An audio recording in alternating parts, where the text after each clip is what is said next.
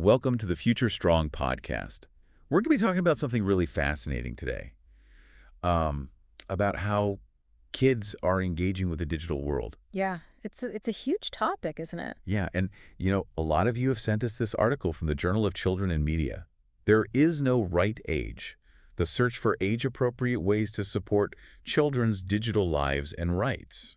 Hmm. And we know you're thinking about this stuff probably in your own lives.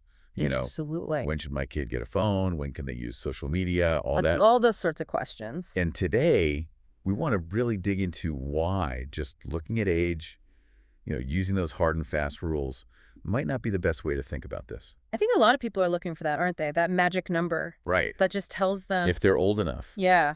And the article we're looking at today really pushes us to think about how we can approach this in a more thoughtful way that really puts kids and their rights first. Absolutely. And like you say, it's not just about finding that one perfect age. It's about, looking at the whole picture.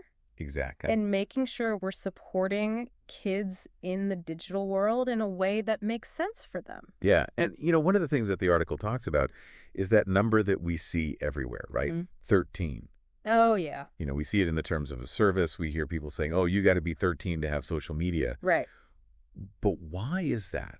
Where did that 13 come from? That's what I find so interesting. Yeah. Is that it seems so ingrained, doesn't it? Like, Yeah. we all just accept that 13 is this sort of... magic number. Yeah, magic number to the internet. But the article actually explains that this idea really came from a U.S. law called the Children's Online Privacy Protection Act, or COPP. COPP. And that was passed back in 1998. Wow. So you can imagine how different the online world was back then. Right. But the interesting thing is that the goal of COPP wasn't actually to stop kids under 13 from using the internet at all. No, it was more about protecting them from being targeted by advertising. That makes sense. It was about making sure that companies had to get their parents' permission before they collected and used their data. So it was more about the data and less about... Exactly. It wasn't about saying you can't go online until you're 13. Right. It was about protecting their privacy. So how did this, this data privacy law turn into this idea of 13 as this age limit? Well, what happened is that a lot of companies kind of took the easy way out, right? Right. They said, okay, instead of trying to figure out all this parental consent stuff, we'll just block anyone under 13. Yeah, that's easier. And how effective are those age checks anyway? Right. Everybody just lies about their birthday. Right. I mean, we've all probably done it. So COPP kind of inadvertently created this 13-year-old barrier to the internet. Yeah. And what's interesting, too, is the article talks about how even though this 13 kind of came from the U.S., it's spread all over the world. It really has. There are these variations. Yeah. You mentioned Korea and Brazil have 14. China has 16, so it's not even consistent globally. And that makes you think, doesn't it? Like, why are we so stuck on these numbers? Well, is 13 really that different from 14? Right. And is there really a magic moment where suddenly... You understand the internet? Yeah. You can handle all the complexity of the online world. The authors of this article really challenge us to think about whether these ages actually make sense when we look at how differently kids develop. Yeah. Some 13-year-olds are very sophisticated and understand all this stuff about data and advertising and all that, and some don't. Absolutely. And I think as parents and caregivers, we see that all the time, don't we? Like, even within the same family. Yeah. You'll have kids who are the same age, but they're just... Totally different levels of understanding. Yeah, they're in such different places. And the article actually points out that the research that these age limits are based on might be kind of outdated. Yeah, a lot of it comes from research on how kids understand advertising on TV, which is so different from how it works online. Right. It's not like you have a commercial break and then the show comes back on. Exactly. It's all integrated. It's all personalized based on your data. And it's hard enough for adults to understand, isn't it? Right. I barely understand it. Yeah, so to expect that all 13-year-olds are suddenly going to get it seems a little unrealistic. It's a big ask. It is. And then there's another big regulation, right? The GDPR. Ah, yes, the General Data Protection Regulation. From Europe. From Europe, which came into effect in 2018. And this one also has an age limit for data processing. Right, this one's 16. 16. Although some countries could set it as low as 13. Oh, so there's that 13 again. Yeah. So is the GDPR also saying No internet until you're 16. Well, not exactly. The way the GDPR works is it sets this age limit for when a company can rely on a child's consent Okay. to process their data. So it's about consent. Yeah, so if a company wants to collect data from a child because the child said it's okay, Ah. then they need to be at least 16. Okay. But the interesting thing is that because of this rule, Mm-hmm. a lot of companies try to avoid relying on consent altogether. So they don't have to deal with the age limits. Exactly. They'll find other ways to legally justify collecting data. So both COPIA and GDPR Yeah, kind of highlight how complicated this whole issue of age and data is. they do. And the article points out that even in Europe, Mm. the way these age limits were set in different countries Uh-huh. often wasn't based on a lot of research. So they just kind of picked a number. Yeah, it wasn't very scientific. And the article also mentions that a lot of companies haven't really done a great job of implementing these GDPR limits anyway. Yeah, there's been a lot of inconsistency, which means that they haven't really built a lot of trust with parents or children. And that's kind of a problem, isn't it?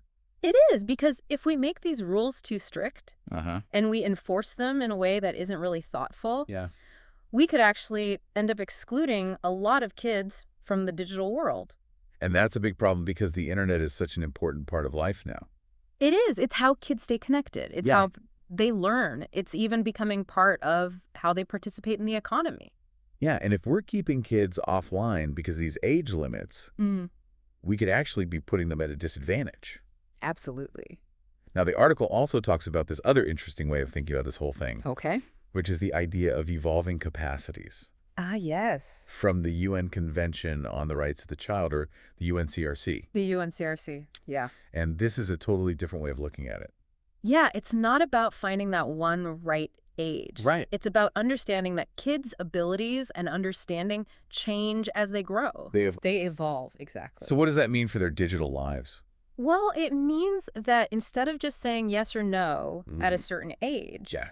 we need to be thinking about how to support kids in a way that matches their development. Okay, so give them more freedom as they get older and more mature. Exactly. And the UNCRC really emphasizes that kids have rights from the moment they're born. Right.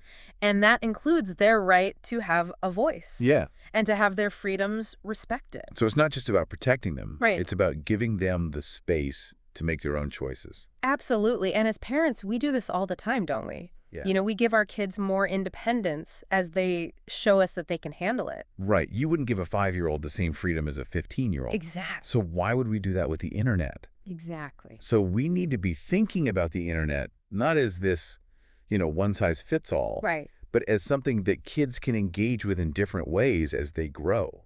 And the article actually argues that this approach of evolving capacities is about empowering kids. Interesting. It's about helping them develop the skills and the understanding they need Yeah. to make their own decisions online. To be good digital citizens. Exactly. Now that leads to another really important concept that the article talks about, which is this idea of an age-appropriate internet. An age-appropriate internet. And it's not just about blocking access based on age. No. It's about designing things with kids in mind. From the start. Yeah. So thinking about how kids use technology differently than adults. Right. And how we can design things that are both safe and engaging for them. And also empowering. Right. So that they can really participate and explore Absolutely. and learn from the internet. Yeah. But the article also points out that relying too much on strict age limits can actually create more problems, It can. especially for kids who are already disadvantaged. Yeah, think about kids from lower income families. Yeah. Who might rely on the internet for education or to stay connected. Yeah, or kids with disability. Right. Who might find online tools really helpful. Yeah. And if we're just blocking them because of their age, Uh-huh. we could be making things even harder for them. Yeah, So we yeah. need to be really careful about how we apply these age limits. So it sounds like the article is really advocating for moving away from this idea of a single right age Absolutely. and towards a more nuanced approach Right. that takes into account all these different factors. Yeah. So are there any positive things happening? Are people starting to think about this in a different way? They are, and one of the most promising developments is this idea of age-appropriate design codes. Okay. These were first developed in the UK, Okay. but they're starting to be adopted in other countries as well. So what are age-appropriate design codes? Well, they're basically a set of guidelines Uh-huh. for how to design online services with kids in mind. So it was like building in protections from the start.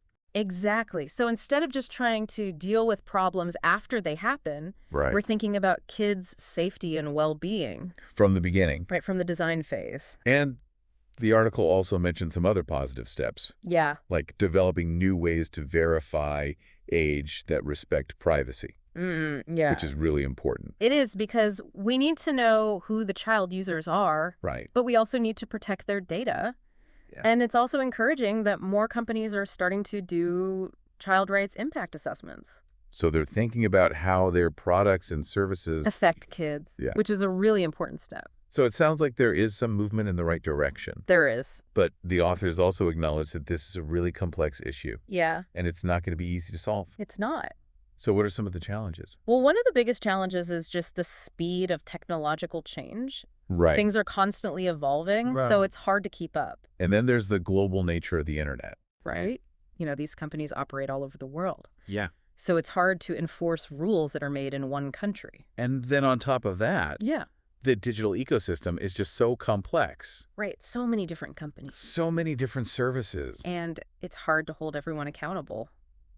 It's a challenge, It is. but it's an important one It is. because we need to make sure that the internet is a safe and empowering place for kids. Absolutely.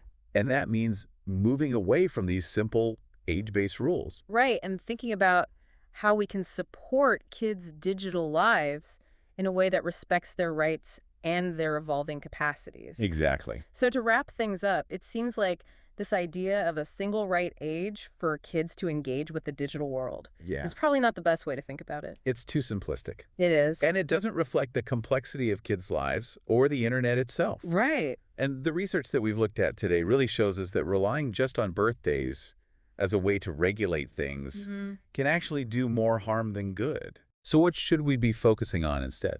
Well, I think the key takeaway here is that we need to be moving towards a more nuanced approach, Okay. one that considers each child's individual maturity, Yeah. that provides ongoing guidance and support, Uh-huh. and that advocates for digital services that are designed with kids in mind. So it's about being thoughtful and proactive. Exactly. And about recognizing that kids are not just miniature adults. Right. They have their own unique needs and rights. And we need to respect those. Absolutely. And I think the authors of this article really challenge us to think about how we can create a digital world that is truly age appropriate Yeah. and that supports kids in reaching their full potential. So that's something for all of us to think about, isn't it? It is. Parents, educators, tech companies, all of us. We all have a role to play. We do, and it's a really important conversation to have. Absolutely. So thank you for joining us for this look into the complexities of children's digital lives. It's been a pleasure. It has.